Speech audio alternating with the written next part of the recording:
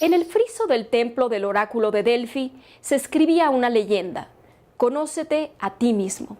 Podemos, a través de las cartas del tarot, como lo dijo el doctor Jung, desentrañar nuestro inconsciente personal y el inconsciente colectivo. ¿Qué símbolos o arqueotipos se esconden detrás del arcano mayor y el arcano menor del tarot? ¿El tarot es un instrumento para desentrañar el futuro o bien es simplemente un instrumento terapéutico?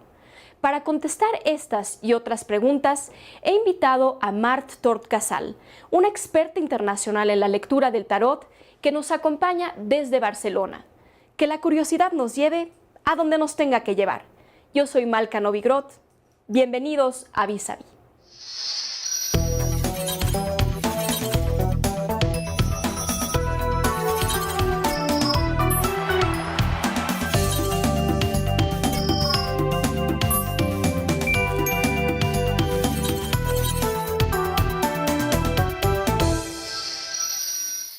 Bienvenidos a Vis a Vis. Qué gusto que nos estén acompañando esta noche. Estaremos hablando sobre el tarot con una experta internacional, Mart Tort Casal. Mar, benvinguda a aquest programa Vis a Vis. Muchas gracias. Qué gusto de tenerte aquí, Mar. El placer es mío poder compartir este espacio, este ratito contigo y con todos ustedes. Qué linda. Mar, vamos a empezar. Para la gente que no conoce el tarot, ¿qué es a grosso modo el tarot? El tarot es un oráculo y entonces diríamos, ¿qué es un oráculo? Un oráculo es una herramienta que nos permite ver el pasado, el presente y las tendencias de futuro. Por lo tanto, el tarot es un oráculo que está formado por 22 arcanos mayores, o sea, 22 cartas, que son los arcanos mayores, en las cuales vemos escenas que todos podríamos reconocer, pues escenas como un ángel, un diablo, lo que es una madre, un padre, una torre, y después también está formado por 56 arcanos menores, que son oros, bastos, copas y espadas. Con estas cartas es un oráculo, que son estas 78 cartas, con las cuales nosotros podemos ver el pasado, el presente y el futuro, y también hoy en día es una gran herramienta de crecimiento y conocimiento personal. Claro. Oye, Mart, me quiero concentrar en el arcano mayor, que también lo llaman el arcano de los triunfos, sí, por este recuento de Petrarca que tiene muchos de estos símbolos. Tú estabas diciendo que son símbolos que todos nos podemos relacionar a ellos. Jung mismo lo decía, son arqueotipos y por eso han perdurado en el tiempo. La primera pregunta es, ¿por qué han perdurado en el tiempo? ¿Por qué nos atraen tanto desde la época, incluso desde el siglo XIV hasta nuestros tiempos? ¿Y qué nos dice el arcano mayor? Que es tan misterioso y la base misma del tarot. Lo que decíamos, ¿no? Los 22 arcanos mayores, cualquier persona, aunque no conociese el tarot, viendo esas cartas le estarían diciendo alguna cosa. Podríamos, cogeríamos una gente a la calle, le enseñaríamos una carta. ¿Por qué? Porque vería imágenes que todos tenemos integrados en nuestro inconsciente, que es lo que decía Jung, ¿no? Y por lo tanto podemos reconocerlas. ¿Y por qué ha perdurado el tarot? Primero porque tiene esta parte que todos podemos conectar con nosotros y todos podemos entender, pero porque ha sabido adaptarse a los momentos de las diferentes etapas. Y por esto ha llegado donde estamos. Por ejemplo, para que lo entendamos bien, ¿no? Si nosotros hubiésemos ido a una tarotista pues hace 100 años, la manera de tirar el tarot sería muy diferente, porque era un tarot mucho más sentenciador, que te decía lo que tendría que pasar sin tener en cuenta casi el libre albedrío. Hoy en día las cosas han evolucionado y sabemos que más o menos de unos 50 años hacia aquí toda la parte de psicología es muy importante, y aquí el tarot también se ha adaptado. Se ha adaptado a que hay gente que solamente trabajan y leen el tarot solamente a nivel psicológico. Claro. Ya no hacen una herramienta predictiva, sino que así permite ver cómo es la persona, el fondo que tiene que trabajar, cuál es su sombra, cuál es su luz, y esto es una gran herramienta personal. ¿Y tú cómo lo haces? Es decir, ¿tú sí crees que se puede, a través de las cartas del tarot, predecir un futuro? ¿Tú crees que hay un futuro a predecir? Porque, por ejemplo, en el mismo budismo te dirían que el futuro no existe, que son tendencias, de una forma mucho más psicológica podemos leer la baraja. ¿Tú crees que podemos ver el futuro? Sí, veríamos, lo que vemos son tendencias. Hemos dicho que ya hoy en día ya no se hace un tarot como antes, que tú ibas al tarotista y te decía, tú te casarás, tendrás 2 hijos, después formarás una empresa y la cerrarás. Y entonces la gente iba al tarotista y se quedaba allí como que ya le habían dicho lo que tenía que pasar y al final no sabemos si es porque se lo habían dicho o porque la persona se lo había creído, que al final acababa pasando el mito de la profecía cumplida. Pero es cuando tú dices tendencias, tenemos una misión en la vida que se ve a través del tarot, o qué es exactamente el futuro que nos está diciendo. Y cuando tú dices futuro, que estás leyendo la baraja, dices, conocerás a una persona, un poco con términos más abiertos. Entonces, la persona misma, que tenemos este deseo, como este pensamiento mágico de querer creer lo que nos están diciendo, dice, pues sí voy a conocer a alguien, de hecho ya lo conozco. Entonces es ella misma que empieza a construir lo que tú le estás diciendo con estos preceptos un tanto abiertos. ¿Cómo funciona esto? ¿Cómo funciona? Nosotros hoy en día, ¿cómo se hace el tarot? Hoy en día es esto, tú vas al tarotista y lo que nosotros vemos es cómo estamos y si tú no haces nada, ¿hacia dónde vas?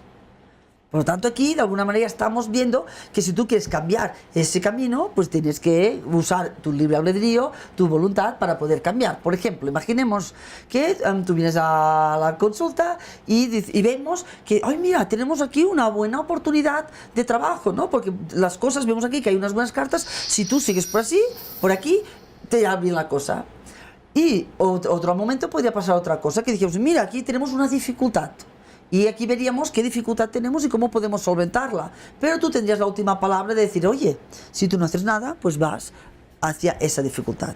Y como herramienta terapéutica el tarot, es decir, analizarnos a nosotros mismos es muy difícil, porque tenemos miles de velos que no nos permiten ver ciertas dimensiones de nuestro carácter que los miedos o algunas cuestiones tapan. ¿Cómo utilizamos el tarot con estos símbolos para ir poco a poco accesando estos inconscientes que Jung hablaba, del inconsciente personal, y el otro de estos símbolos que tenemos todos, el inconsciente colectivo? ¿Cómo logramos eso? ¿Cómo logras tú como tarotista esto? A ver, bueno, eso es una buena herramienta, como decíamos, ¿no? Todo lo que tú ves, lo que nos ayuda es a ver cosas que nosotros no podemos ver. A través de lecturas psicológicas, nosotros podemos saber a esta persona cuál es su interior, cuáles son sus bloqueos, qué lleva a cuestas del pasado, qué es lo que no ha superado todavía, y también podemos ver cuáles son sus puntos más brillantes. Y a partir de aquí, aquella persona, tú le estás haciendo una lectura que le resuena y a partir de aquí tomamos conciencia. Sabemos hoy en día que si uno no toma conciencia no puede cambiar. Incluso, igual que las lecturas predictivas, uno mismo cuando está muy implicado no se la puedes hacer. Eso es lo que te iba a preguntar. ¿Tú te puedes leer a ti mismo el tarot? ¿Es correcto hacer una cosa así? ¿O la verdad es que con tus filtros vas a seguir no viendo lo que tienes que ver? Yo siempre digo, ¿no? Yo como soy profesora, pues uno tiene que practicar y uno no se tiene que creer las cosas porque sí, sino que tiene que practicarlas y ver que funcionan. Entonces siempre digo yo, tenéis que practicar y uno tiene que aprender a hacerse lecturas a uno mismo. Ahora bien, si hay temas que uno está muy implicado, no eres objetivo. Por lo tanto, claro, yo puedo preguntar si me irán bien las vacaciones, si preparé el examen, si la reunión del viernes funcionará bien o qué es mejor que hago o pedir una orientación. Pero yo no puedo preguntar si me voy a separar, no puedo preguntar si estoy muy agobiada emocionalmente, estoy muy enamorada y mi chico no me llama. Estas cosas que son muy implicadas, no, porque somos objetivos, no somos objetivos. Hablando de eso, es un tema interesante. Tú necesitas, la baraja del tarot es un medio por sí mismo, o tú, desde el momento en que la persona se sienta enfrente de ti, nosotros somos muy sensibles. Cómo la persona habla, cómo la persona se viste, cómo la persona se ve, lo que ella misma te va diciendo te sirve como para retroalimentarla. ¿Cómo funciona esto? Esta pregunta me gusta. Sí que muchas veces a los tarotistas nos han dicho, claro, como tienes psicología y tú le preguntas 3 cosas, así claro que tú sabes qué pasa.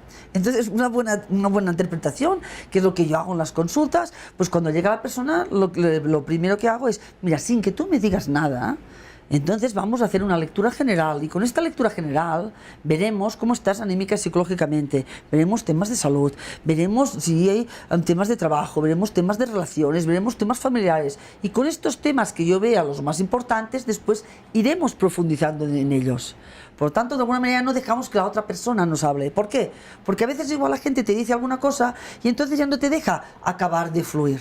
¿vale? Sí que es verdad que en función de la persona que tengas adelante, pues la interpretación será una o la otra. No es lo mismo tener una chica de 18 años que una mujer de 60 que un hombre de 40. Porque, por ejemplo, a una mujer de 60 no le voy a decir que se va a quedar embarazada, ¿no? Bueno, nunca, con Bueno, la hoy en día tecnología no se puede moderna saber, no ¿no? lo sabes. Pero que de alguna manera sí que tienes en cuenta la persona, ¿no? La edad y el sexo, estas cosas son importantes. Mar, todos tenemos un filtro a través del cual vemos la vida y tenemos prejuicios y tenemos miles de cosas que nos dan una visión muy particular de la vida.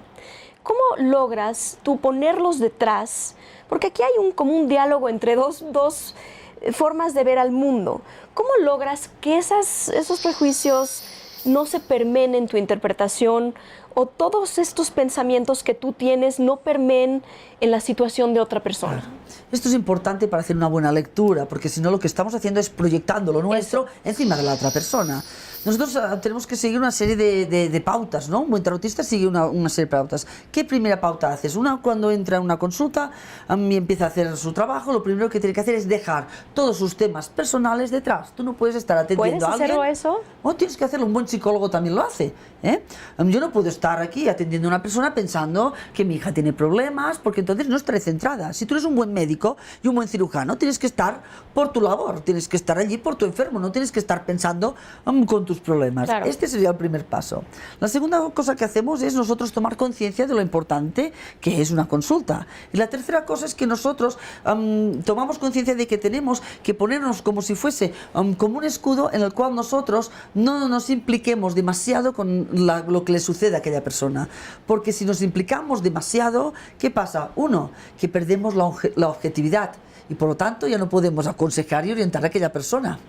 Dos, si nosotros no ponemos esta barrera y nos implicamos demasiado, acabamos quedándonos con las cosas de la persona y entonces acabamos cargando a veces con cosas que no son nuestras. Por lo tanto, aquí hay una parte de actitud y de responsabilidad profesional que es importante. Mar, me gustaría volver a este punto de responsabilidad profesional en un momentito. Vamos a tomar un corte.